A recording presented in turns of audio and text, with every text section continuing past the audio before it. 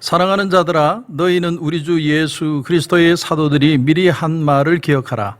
그들이 너희에게 말하기를 마지막 때에 자기의 경건하지 않은 정욕대로 행하며 조롱하는 자들이 있으리라 하였나니, 이 사람들은 분열을 일으키는 자며 육에 속한 자며 성령이 없는 자니라.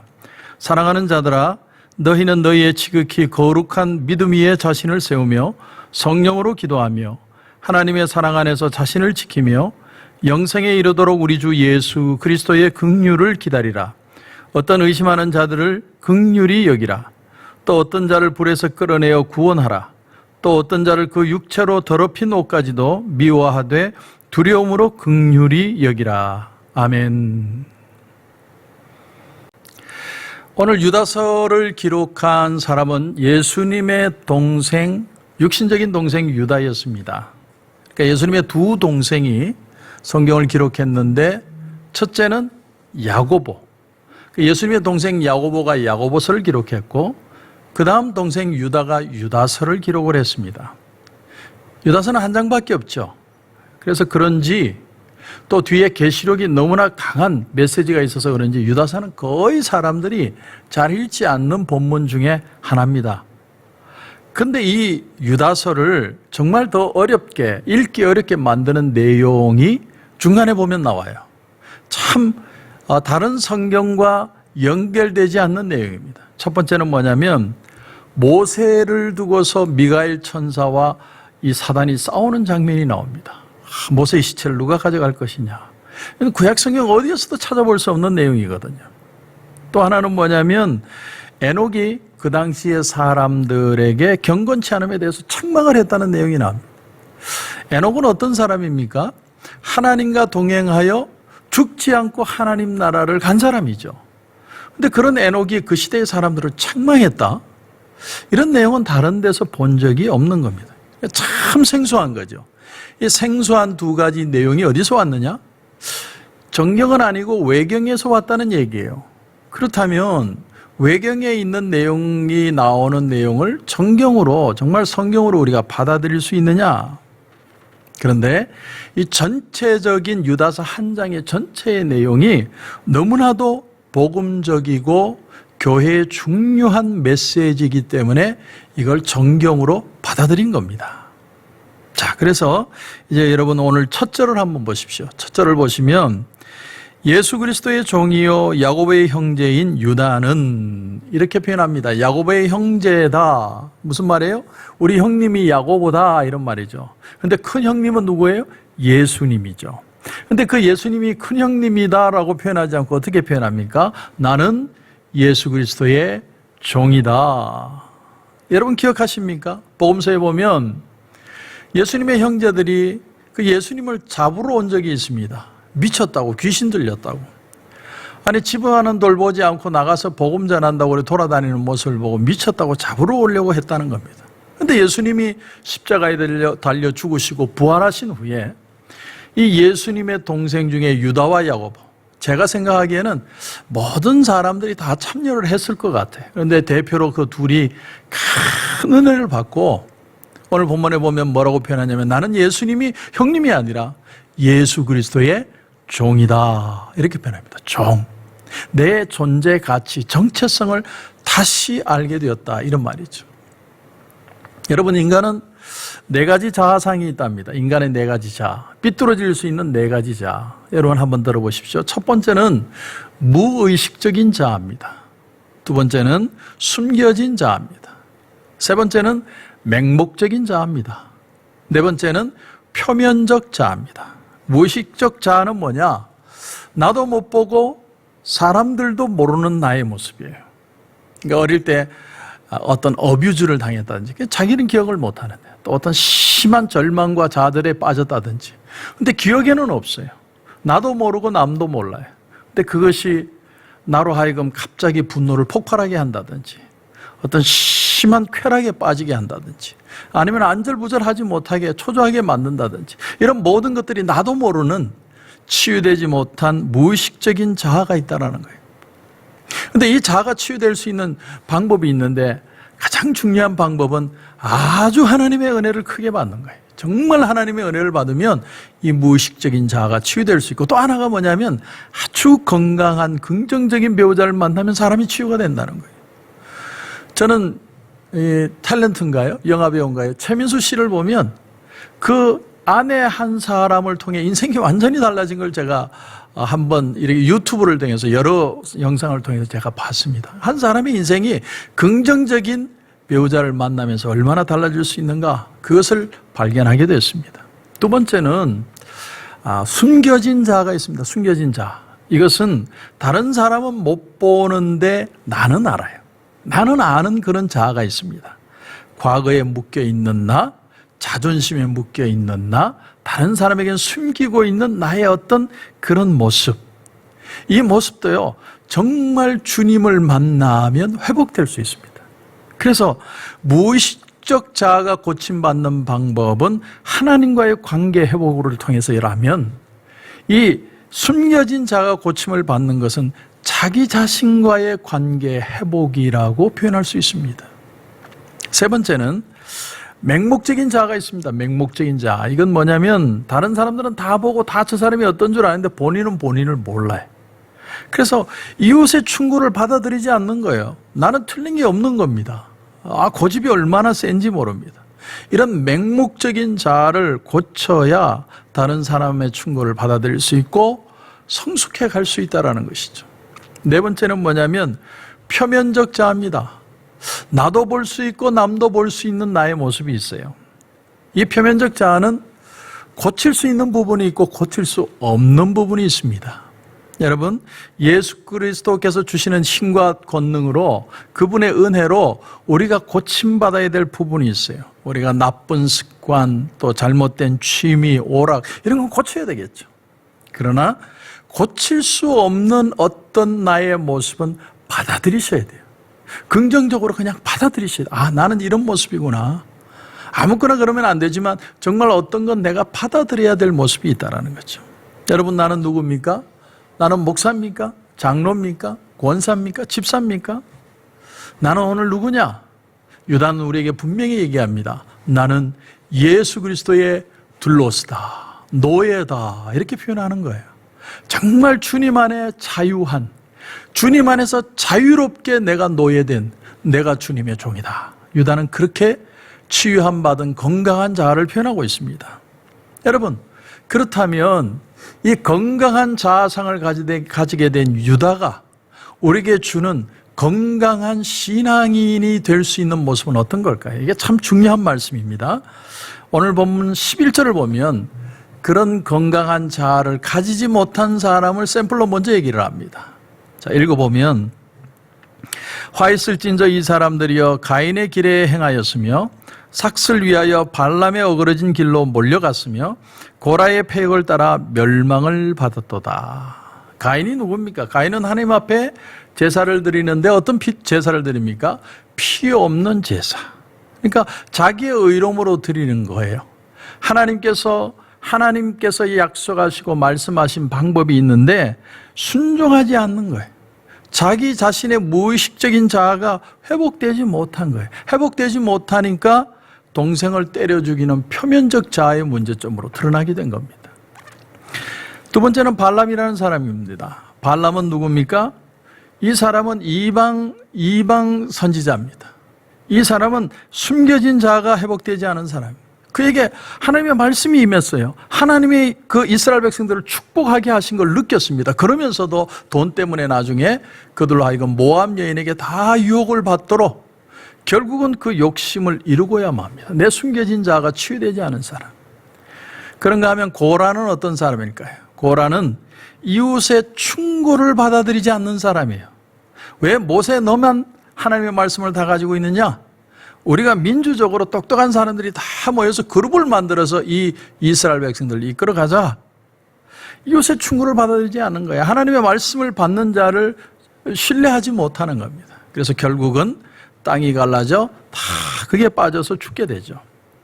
결국 우리의 신앙은 무조건 사람이 좋다고 따라가거나 혹은 열정이 있다고 하는 것이 아니라 정확한 성경적인 기초 위에 서서 신앙생활을 하는 게 중요하다는 겁니다. 그럼 그런 신앙생활을 어떻게 해야 하느냐? 오늘 그래서 제일 중요한 말씀은 20절, 21절입니다. 보시면 사랑하는 자들아 너희는 너희의 지극히 거룩한 믿음 위에 자신을 세우며 성령으로 기도하며 하나님의 사랑 안에서 자신을 지키며 영생에 이르도록 우리 주 예수 그리스도의 긍휼을 기다리라. 우리가 건강한 자상, 정말 예수님 안에서 자유의 종된 그런 건강한 신앙인은 어떻게 살아야 되느냐? 첫 번째는 어떤 상황에서도 믿음 위에 자신을 세운다. 여러분, 우리가 어려움을 당하고 있죠. 코로나 사태로 또 어떤 비즈니스 문제로 여러 가지 어려움을 당할 때 우리는 예수님을 믿어야 돼요. 주님이 나를 사랑하셔서 구원하신 만큼 내 삶도 주님께서 책임져 가실 것이다. 같이 가실 것이다. 그걸 믿는 가장 중요한 이 베이스가 없으면 우리의 신앙 자체가 다 흔들린다는 거예요. 두 번째는 뭐냐면 성령으로 기도하며, 성령으로 기도하라. 여러분, 기도할 때 여러분 로마서 8장 26절에 보면 이와 같이 성령도 우리의 연약함을 도우시나니 우리는 마땅히 기도할 바를 알지 못하나 오직 성령이 말할 수 없는 탄식으로 우리를 위하여 친히 간구하시느니라. 여러분, 기도할 때 막 이렇게 아뢰는 것만 기도하는 게 아니라 성령 하나님, 내 마음을 만지셔서 하나님이 기뻐하시는 기도를 할 수 있게 하옵소서. 한번 그런 기도를 드려보십시오. 정말 하나님 내 마음을 움직이셔서 하나님이 기뻐하는 기도를 하고 싶습니다. 성령이 역사하시는 기도는 힘이 있습니다. 그것이 우리가 건강한 신앙을 지켜가는 두 번째 방법이고, 세 번째는 뭐냐면 하나님의 사랑 안에서 자신을 지키라. 여러분, 사단은 계속 와서 우리가 참 너는 지질이 못났고 너는 나쁜 놈이고 막 이런 얘기들을 자꾸 우리에게 심어서 우리로 하여금 넘어지게 합니다. 그럴 때마다 하나님의 사랑 안에서 나를 볼 줄 알아야 돼. 나는 비록 부족하지만 하나님이 나를 선택했다면 나는 아주 가치 있는 인생이다. 그 마인드를 회복하는 것이 얼마나 중요한지 모릅니다. 마지막 네 번째는 우리 주 예수 그리스도의 긍휼을 기다리라. 주님을 종말론적으로 기다리라는 거죠. 이것은 주님이 다시 재림할 때를 얘기할 수도 있지만 내가 지금 어떤 문제를 가지고 기도할 때 결국은 합력하여 손으로 갚아주실 그 긍휼을 기다리라는 말도 됩니다. 여러분, 이 신앙이 얼마나 중요할까요? 내가 어려운데 가야 할 길을 모르면 마음은 막 흔들릴 겁니다. 그러나 주님께서 반드시 나의 삶을 갚아주실 것이라는 믿음만 있으면 우리는 얼마든지 일어날 수 있고 갈 수 있고 승리할 수 있게 될 것입니다. 그런 은혜가 저와 여러분 가운데 넘치시길 주님의 이름으로 축원합니다. 기도드리겠습니다. 하나님 은혜를 감사합니다. 오늘 예수님의 동생 유다를 통하여 우리가 참 건강한 신앙인의 모습으로 살아가는 것이 어떤 것인지를 배웠습니다. 하나님, 늘 주님이 날 포기하지 않으시고 나와 같이 걸어가신다는 그 믿음 위에 굳게 서게 하여 주옵소서. 기도할 때마다 성령의 도우심을 구하며 기도하게 하여 주시옵소서. 어떠한 시련과 마음에 연약해지는 모습들이 있을 때도 하나님이 나를 사랑하신다는 그 은혜를 꼭 붙들게 하시고 예수님이 반드시 합력하여 손으로 갚아주실 것이라는 그 회복의 긍휼의 주님의 손길을 반드시 기억할 수 있는 우리 모든 성도들 되게 하여 주시옵소서. 오늘도 주님 기도하는 가운데 큰 은혜 주시고 건강한 신앙인으로 승리하는 삶이 될 수 있도록 하나님 축복하여 주시옵소서. 주님 은혜 베풀어 주실 줄 믿사오며 예수님의 이름으로 기도드립니다. 아멘.